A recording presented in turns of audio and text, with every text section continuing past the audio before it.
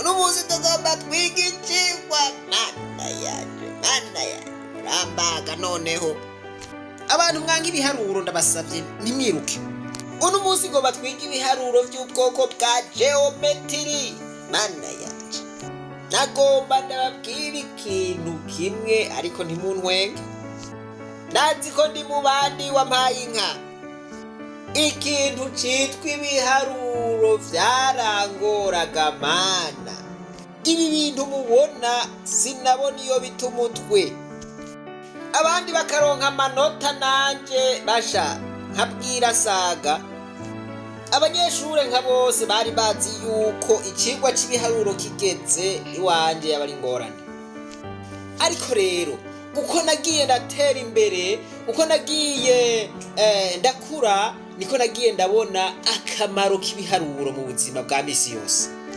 Nivyo uri kuriga ibiharuro ushobora kudashoka kubona akamaro kavyo, ariko birafise insiguro mu buzima bwacu. Ibiharuro biri ngaho kugira ngo bidufashe kwiyumvira. Kumbure intambamyi nyamukuru nuko dushobora kuba tuvyiga mu ndimi tudatahura neza, ntitunabirabishe ku buzima tuba turiko turacamwo kubera tutaba tubitahura. N'abigisha hariho abavyigisha batabona neza insiguro yavyo mu buzima bwa misi yose. Kumbure hariho n'abandi bantu bashobora kuba bavyigisha bashobora kubifadikanya n'ubuzima bwa misi yose. Jewe rero sinari nararose amahirwe yo kubitahura mw'ubwo buryo. Jewe nabona yuko atakamaro vyoshobora kungirira mu buzima. Ubu rero niho ngiye kubona yuko bishobora kumfasha kwiyumvira, akaba ari naco gituma nazanye kino cigwa uno munsi kugira ngo turabire hamwe ukuntu ibiharuro bishobora kudufasha mu buzima bwa misi yose, mu bibazo tuba turimwo, ukuntu twobitorera inyishu, ukuntu twovyigenzamwo kugira ngo dushike ku mahangiro yacu. Nta muntu n'umwe atifuza gushika ku bintu vyiza, nta muntu n'umwe atifuza gushika kwihangiro ryiwe, ariko hariho ibibanza gukogwa, hariho intambwe abanza gucako kugira ngo ashike kw'iryo hangiro ryiwe. Mu Kirundi baca umugani ngo ushaka inka aryama nkazo, kandi ngo ushaka umubira abirakuye, kandi ngo ntawurya agatamugoye. Hashobora kuba hariho n'iyindi, ariko iyo yose n'imigani y'abasokuru baciye kandi ifise insiguro ihambaye mu buzima bwacu bwa misi yose. Uno munsi rero turiga ikicigwa c'ibiharuro. Murabona umurongo umwe uduga, uwundi ukikama, ikaba ifise ayihurira. Uwo murongo uduga rero mubona uriko akampi canke ico twokwita mu gifaransa agafresh. Uwo mu rurimi rw'igifaransa bawita axe des ordonnées. Uwo nawo ukikama bawita axe des abscisses. Murabona rero yuko iyi mirongo yose iriko uduce bagiye barapima. Hari kuva kuri kimwe gushika kuri gatandatu ku mirongo yose. Kuri umurongo wa mbere ibi bitigiri bagiye barapima nivyo bita les coordonnées. Kuri uwa kabiri naho ibi biharuro bavyita les abscisses. Mana yanje murambaga. Umurongo umwe uduga ariwo witwa axe des ordonnées, twawubatije Y canke urudome ye. Uwa kabiri ariyo axe des abscisses twawutaziriye canke twawubatije X. Turi kumwe abantu b'Imana. Uku kuntu rero iyi mirongo ihurira kuri iki giharuro c'ubusa, iki gitigiri c'ubusa, bikagira imfuruka ngororotsi canke ico twokwita mu gifaransa angle droit. Iki nico bita repère orthonormé canke repère orthonormal. Nuko rero reka tubandanye repère orthonormé mwaciye mucibuka. Rero ntimucike umutima wampaye inka kuko nawe urancika umutima. tugomba tubishire mu buzima bwa misi yose muraza kubitahura. Naje sinabona iyo bija ariko nagiye ndatahura buke buke. Mu gifaransa rero baravuga ngo le plan mu kirundi twovuga yuko ari indinganizo. Iki gicapu cacu rero twafashe yuko ari ipura y'ubuzima.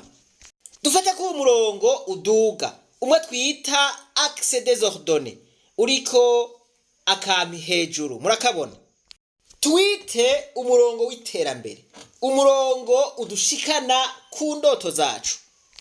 Umuntu wese arafise igicapo caho yifuza gushika, arafise igicapo c'ivyo yifuza gushikako, arafise igicapo c'uwo yifuza kuba muri kazoza.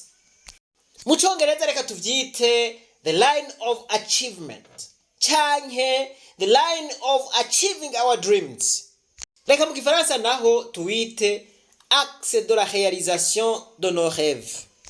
Mu Kirundi twavuze yuko ari ugushika ku ndoto. Umuntu wese arafise indoto yifuza gushikako. Yaba indoto nini canke nto urayifise. Umurongo ukitse nawo rero tuwite axe de sacrifice. Axe de sacrifice twovuga yuko ari umurongo ukwitanga kw'ikimazi. Muti none ibi bintu bifitanye isano ryaga wampaye inka ntimurire ngo muhogore niyo ndiko ndaja. Twavuze rero yuko umuntu wese afise indoto yifuza gushikako. Twavuze yuko afise ikintu gikomeye mu buzima yifuza gushikako. Uburebure rero bw'ico kintu uwo muntu yifuza gushikako kuri axe désordonné butegerezwa kungana n'uburebure bwo kwitanga kw'ikimazi kwiwe kuri uyu murongo wa axe des abscisses. Birumvikana singomba kubikomeza nkuko vyari bikomeye, ngomba yuko tuvyorosha mukabitahura.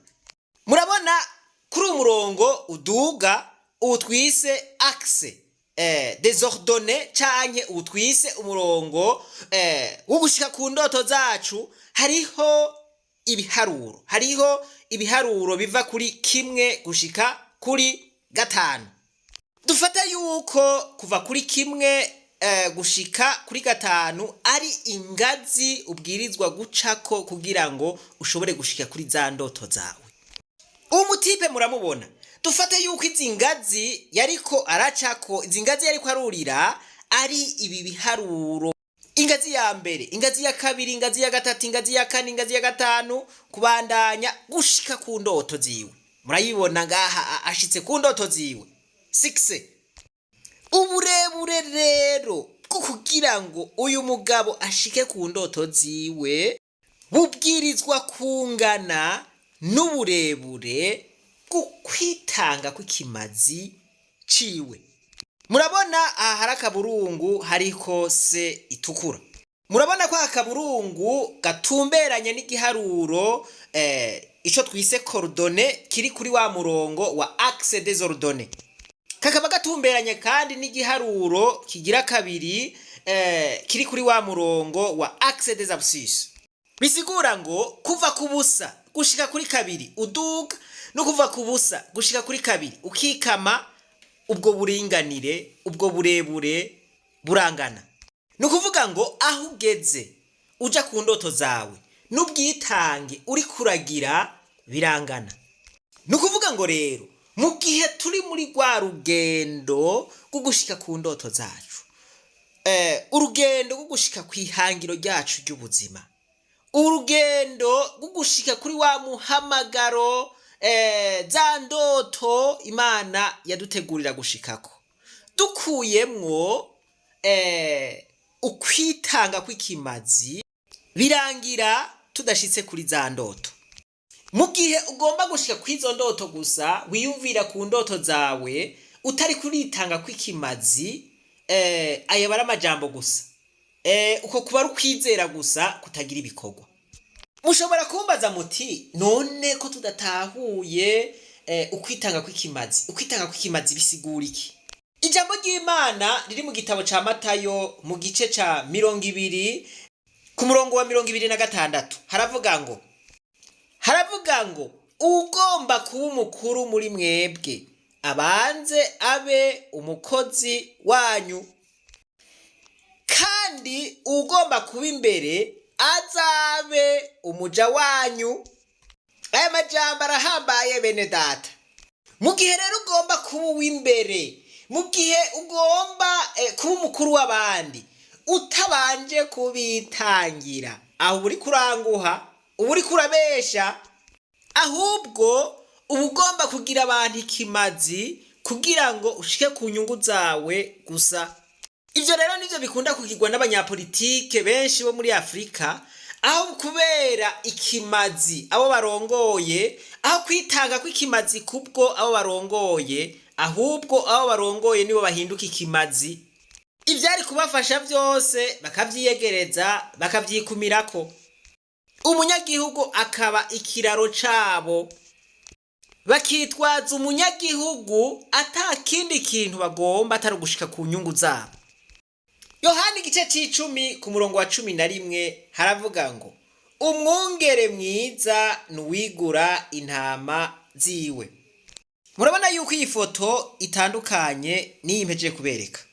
Iki ni igicapo c'umwungere mwiza ariko yigura intama ziwe.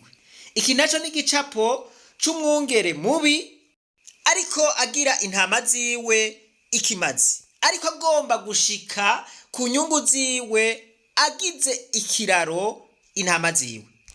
Reka rero twerekane ukuntu umuntu agomba gushika ku ndoto ziwe ategerezwa kuba umuja w'abandi. Yesu yavuze ati umuntu agomba kuba umurongozi w'abandi ategerezwa kuba umuja wabo.